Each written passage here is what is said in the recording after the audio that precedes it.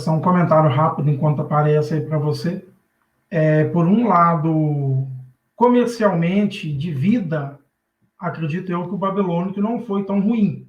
Não estou dizendo que foi bom, porque tudo tem que falar nos mínimos detalhes agora. Foi péssimo, escravizou, matou pessoas, destruiu os templos, o templo, então foi horrível. Mas, por um outro lado, eles puderam criar comércio, seguir a religião, tinham sinagogas, e o povo cresceu. Já no cativo, por exemplo, dos gregos, não podia guardar o Shabat, ofereceram porcos no templo, era proibida a circuncisão, então a vida era bem pior. E o Sim. que Hitler, de maldita memória, que esse nome seja apagado, você falou milhares, na verdade foram milhões, estimam-se entre 6 milhões de mortos judeus, fora gays, negros, deficientes, então talvez Hitler foi uma das piores coisas da história da humanidade. Mas vamos É. continuar. Até Antíoco ele foi até pior que Roma também, né? No quesito, porque Israel e Roma eles já tinham aliança desde o século II antes era comum. Mesmo quando Roma dominou Israel no ano 63, você vê ali que Israel era próspero, né? O Flávio Josefo fala que mesmo assim os judeus eles tinham vários lugares, eles tinham E tinha conquistas, né? alguma, Como tinha alguma autonomia, né? sim, eles não eram O templo, proibidos de ter a sua o templo fé, funcionava, tinha que pagar os impostos, mas o templo funcionava, tinha o direito à religião. Então, não Antíoco foi porque pior também nesse quesito. porque Oi? também muitos judeus atacaram Roma também, né? E muitos judeus também, querendo ou não, destruíram um pouco a sua própria cidade. O próprio Flávio José fala sobre isso. Então, essa história aí que o povo inventa que Roma é o quarto animal, que não sei o quê, completamente fora de contexto do livro de Daniel. Né? Bom, aqui, vou voltar aqui.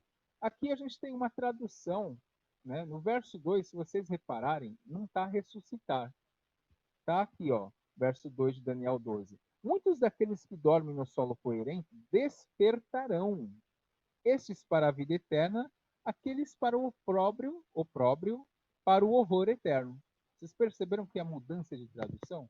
Mas vamos lá, vamos continuar abaixo. Pode sair dessa foto. Eu queria mostrar uma traduçãozinha diferente. Esse comentário aqui. A palavra aqui não é ressuscitar.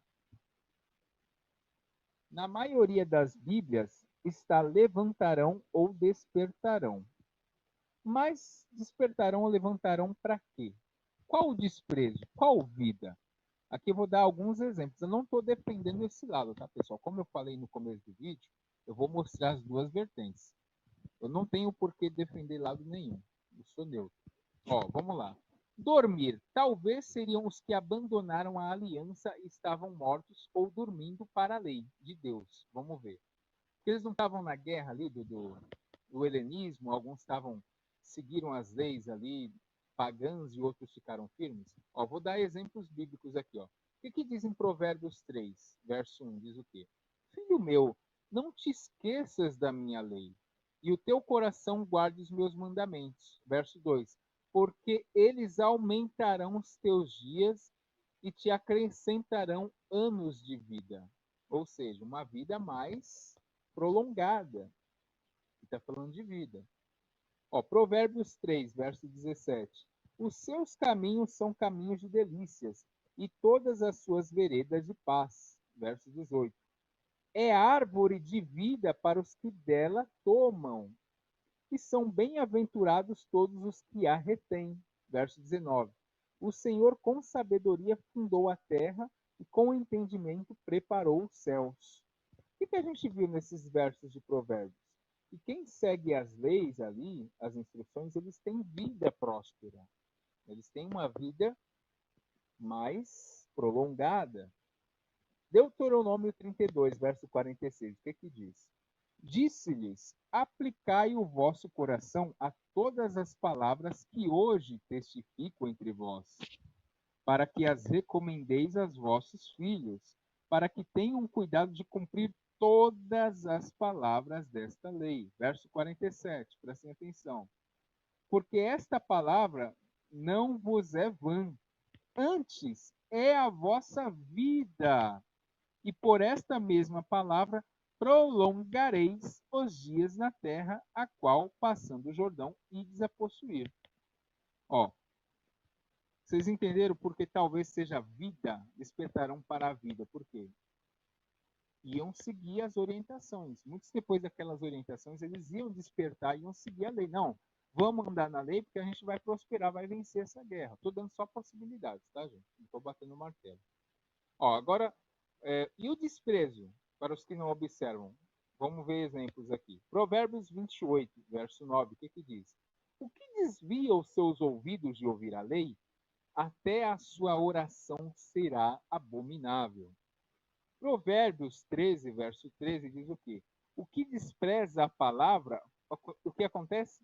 Perecerá, mas o que teme o mandamento será galardoado. Ou seja, os que desprezavam a lei ali, no tempo de antigo, eles iam perecer, porque realmente pereceram. Porque eles ficaram do lado errado e acabaram sendo mortos na guerra. Aqui um comentário em negrito que eu fiz. Muito provável se tratar disso, embora sabemos que parte dos judeus acreditavam sim em ressurreição. Inclusive hoje a maioria acredita na ressurreição, tá, gente? E devemos levar em consideração o período escrito. Então também possa ser que eles acreditassem em uma ressurreição. Essa crença teve sua origem no mazdaísmo e no zoroastrismo. Pode ir mais abaixo.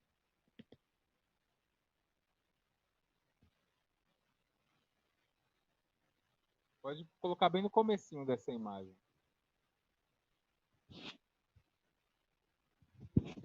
Ó, aqui está comparando textos de Daniel com outros textos aqui, ó. No contexto bíblico, a ressurreição é introduzida no livro de Daniel, sendo demonstrado ao leitor de forma objetiva o caráter sectário. Esta ressurreição, né? No livro de 1 Enoque existe um anjo específico para presidir sobre os ressuscitados, tá? O Avesta diz que na terra o Saoshyant trará uma ressurreição dos mortos, nos corpos que ele tinham antes de morrer. Isto é seguido por um juízo final. Essa obra ela é anterior, tá? O judaísmo. Isto é seguido por um juízo final, julgamento por meio da aprovação das obras. Estas são claramente expressadas por Daniel. Ó, aqui a gente tem o texto de Daniel 12:2. Aqui tem 1 Enoque 28, que fala: Remiel, um dos santos anjos, foi por Deus incumbido de presidir os ressuscitados. E aqui é o outro livro aqui, Bundar Shin 31, 4, 10 e 11. Diz o quê? Sobre a natureza da ressurreição e existência futura, aí já tem, ou seja, já tem influência anterior sobre isso. Pode ir mais abaixo.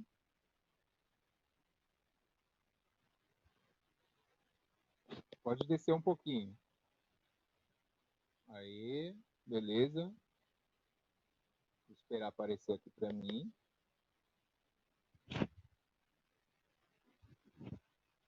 Aqui, ó, o texto aqui do livro, né, antigo. Depois o fogo e a auréola derretem o metal de Chá-Leuá nas colinas e montanhas e permanece nessa terra como um rio. Então todos os homens passarão para aquele metal derretido e se tornarão puros. Quando alguém é justo, então lhe parece que anda continuamente em leite morno, mas quando perverso parece que no mundo ele anda continuamente em metal derretido. Aí vai falar aqui de inferno e etc. O livro de Enoque, 1 Enoque 17, 6, 8, diz assim: Eu vim a um rio de fogo, o qual fluiu como água, e desaguou no grande mar para o oeste. Eu vi todo o largo rio até que cheguei à grande escuridão. Beleza. 1 Enoque 67, do 8 ao 12, também é um texto aí. Bom, aí são textos que falam sobre julgamento, né, de juízo, de ressurreição. Você vê que essa crença ela já é antiga já. Temos também o texto de 2 Macabeus. Né? Como eu falei, a possibilidade de Daniel ter sido escrito no século II antes era comum, ou na época que ele falou que foi escrito. O que diz aqui em 2 Macabeus 7? Verso 9 diz assim: Estando prestes a dar o último suspiro, disse: Maldito tu nos arrebatas a vida presente. Mas o Rei do Universo nos ressuscitará para uma vida eterna, pois morremos por fidelidade às suas leis. Segundo a Macabeus também 7,14 diz o quê? E este disse, quando estava a ponto de expirar, é uma sorte desejável perecer pela mão humana, com a esperança de que Deus nos ressuscite. Para ti, porém, certamente não haverá ressurreição para a vida. Ó, o que a gente viu aqui? No século II, antes da Era Comum, esse pensamento era comum no meio deles. Porém, como eu disse, o texto de Daniel não traz a expressão ressuscitar, tá? E o contexto da época não traz nenhuma ressurreição física. Né? Isso não aconteceu na época, tá? Ó, um outro exemplo aqui, ó, de simbolismo também é o que? Ezequiel 37, no Vale dos Ossos Secos. Ora, se ali tratasse de uma ressurreição física de Ezequiel 37, apenas os israelitas ressuscitariam. Vocês concordam? O que diz aí em Ezequiel 37, verso 9? Diz assim: E ele me disse, profetiza ao Espírito, profetiza, ó Filho do Homem, e dize ao Espírito, assim diz o Senhor Deus, vem dos quatro ventos, ó Espírito, e assopra sobre esses mortos, para que vivam. Verso 10. E profetizei como ele me deu ordem.